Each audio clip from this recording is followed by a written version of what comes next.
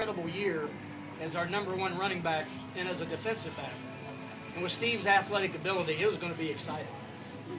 But all that ended during the first game of the season against Catholic Central, when Steve suffered a major shoulder separation that required surgery to repair. No one was more heartbroken than Steve, but he refused to go down the path of self-pity. He rejoiced with all of us in this historic victory, a victory in which Steve had played a major role. And against doctor's orders, Steve was on the sidelines the next Friday night with his throbbing arm in a sling. Are you noticing that hard-headed trait thing? Got it? During that game, Steve provided tremendous leadership on the sidelines as we upset Bucyrus on their field. Over the months, Steve's shoulder healed, and he went on to excel in the track team. Steve showed so much strength and courage that year. As an eldest son and big brother, Steve endured the loss of his father and his brother Mark, but Steve was still blessed. He had his mother's love. He had the love and support of Melissa, David, Paula, Hillary. Steve's heart Steve's heart had a special spot for his only sister Melissa and her family. He was proud of the work they had all put in their 4-H club and the accomplishments of his nieces. Steve held Dave in such high regard. He knew he could depend on Dave for anything. Especially difficult was the sudden and unexpected loss of his wife, Leanna, several years ago. Grief often brings guilt with it as we look back at things we wish we'd have done differently. And it was during that time that Steve and I first had some significant discussions about spiritual things. I believe God showed Steve answers to his questions, along with that unconditional love and forgiveness he has for us when we are truly seeking. But God did not stop there. Steve had assumed the role of dad to Leanna's 2 kids, and the relationship between Steve and Andy became as close as any father and son relationship can be. Andy is Steve's son. And when Andy married Chrissy, that just added to Steve's joy of fatherhood.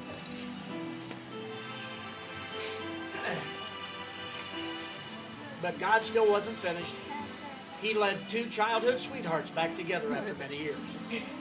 Just the other day, Gail and I were reminiscing about part 1 of the Steve and Gail saga back during the 1967-68 school year. I have this vivid mental picture of Steve decked out in his white Reed school letter sweater with the big red R in the pocket, the stud, leaning against the wall of the gym, holding the hand of his girlfriend, the beauty, trying to work up courage to ask her to go steady. Now, some of you, not in our generation, you don't even know what that means. You Siamese rings, yarn around the guy's ring, going steady. See, the picture I just described to you was from my view at the opposite end of the gym. You see, I had just whispered to Steve that I was going to walk one lap around that gym, and that he had better ask Gail to go steady by the time I got back. Part 2, however, was initiated by Gail. Yes, she made the first phone call. And that phone call led to the merging of families into one big group hug. Steve loved Gail.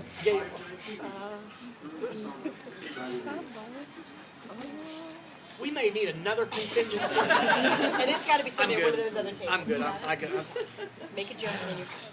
Steve loved Gail dearly, and I think the things he learned in his past led him to be the kind of husband he felt he could be.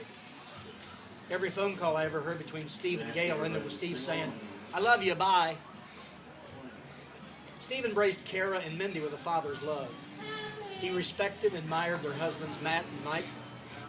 Steve got so much pleasure out of doing things with all 3 of those sons, especially showing them how to build or fix.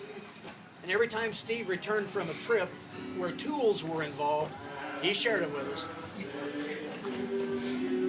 Steve loved his extended family, his new extended family, and he made that very clear to us.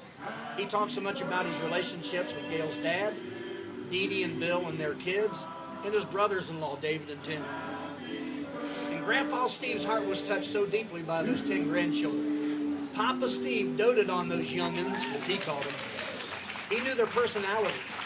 He loved to read to them and play with them.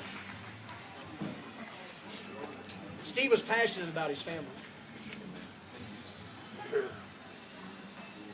Oh, thank you.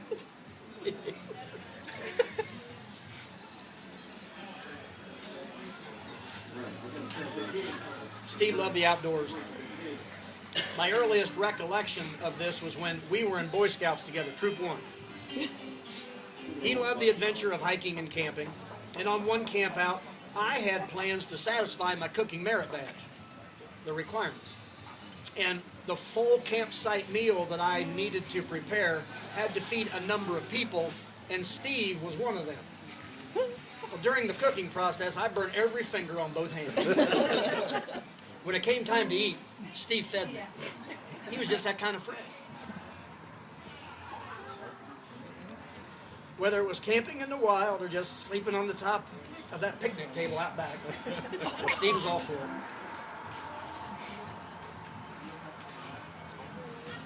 Steve and Guy Klein, along with a lot of other buddies, spent a lot of time down at Ohio Power camping in the years past. And what a great time he had doing it. Steve loved to fish.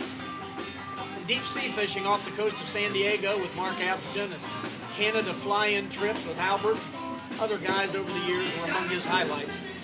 Did you know Steve caught 92 bluegill while ice fishing in Clark Lake that one day? Those of you who are still here probably knew that. Steve even went on a couple scuba diving trips with Sam and me until Steve realized he must prefer to be in a boat on the water instead of underneath it. Sam, much for the kids.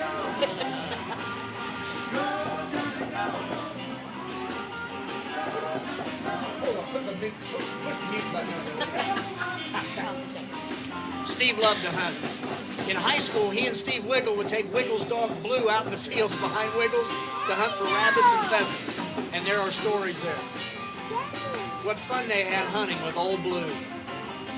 Elk hunting out west with Rick and Ron. Mushroom hunting with Randy. Deer hunting with Albert were times of great fun for Steve. So tell me, how can a guy that was into all these many manly man macho things just love Dancing with the Stars? Yeah, I'm with you on that one. Do an amen on that. That's a hell yeah.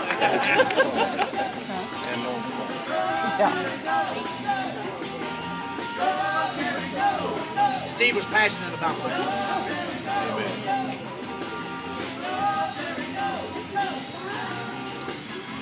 Steve's final hard knock of life came a little more than 8 weeks ago. And in the midst of this devastating news, Steve, true to form, summoned the strength and courage to call as many friends and family as possible to tell them personally. What courage that took. God once again showed love to Steve through the family and friends during those get-togethers that soon followed. The family touched Steve's heart with their wonderful reunion. And later, when so many other friends joined in for that campfire, it was evident that Steve felt the warmth and love of that friendship. And at 1.8 weeks ago, Steve told Gail of his surprise at the number of people that came to see him. And Gail simply said, "Steve, everybody loves you." This past Tuesday morning, a deer suddenly appeared in Steve and Gail's backyard.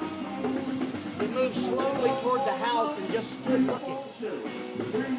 Then the deer turned, slowly walked to the fence, and jumped over and disappeared into the trees. A supernatural sign? An invitation? Maybe. A few minutes later, on the same day of the week that Steve was born,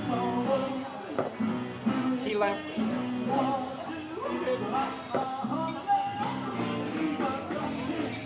Oh.